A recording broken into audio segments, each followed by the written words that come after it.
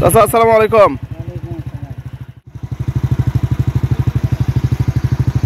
চাচি স্ট্রবেরি কত করে কেজি? 160 টাকা। এই ফলগুলা কি ভালো? এগুলো তো ছোট ছোট লাগতেছে। ছোট হলো টাটকা ফল, দেখেন পাতা দেখে বুঝা পাচ্ছেন না। ছোট হলেও টাটকা? হ্যাঁ টাটকা। এত ছোট ছোট স্ট্রবেরি এখন গাছ মেরে মেরে গেছে। এটা কি শেষের দিকে? আপনি কি রেগুলার বিক্রি করেন? এদিকে আমার দিকে, ক্যামেরার দিকে তাকে কথা বলেন। হ্যাঁ রেগুলারই তো বিক্রি করি, রেগুলারই তো বিক্রি করি, রেগুলার এখানে বিক্রি করেন। এটা কি আপনার জমি না আপনি জমি থেকে কিনে নিয়ে আসেন? আবার আমার জমি নাই, আমি ও, প্রতিদিন কতটুকু করে বিক্রি করেন আপনি? প্রতিদিন 20 কেজি 15 কেজি। হ্যাঁ 20 কেজি বিক্রি হয়? হ্যাঁ এখানে বিক্রি হয়, প্রত্যেকদিন 20 কেজি বিক্রি হয়। এই যে রাস্তাঘাটে যাওয়া আসা করেন, হ্যাঁ সবাই লোকজন তুলে নিয়ে যায় না?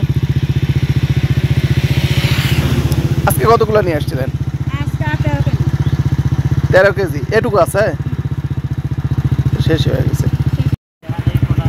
চাচা আসসালামু আলাইকুম, কেমন আছেন? কতদিন থেকে স্ট্রবেরি ব্যবসা করছেন? বহুত দিন থেকে। আগে তো এই এলাকায় স্ট্রবেরি ছিল না? আগেও ছিল? 12 বছর আগে থেকে এখানে স্ট্রবেরি চাষ হচ্ছে? আপনাদের একটা মোবাইল পাচ্ছিলাম কালকা। তাই নাকি? ভিডিও করতে এখন এই যে ফলগুলা তো আগের মতো না, আগে তো বড় বড় বড় ছিল। হ্যাঁ আচ্ছা, স্ট্রবেরি কি জাত আছে নাকি আলাদা আলাদা?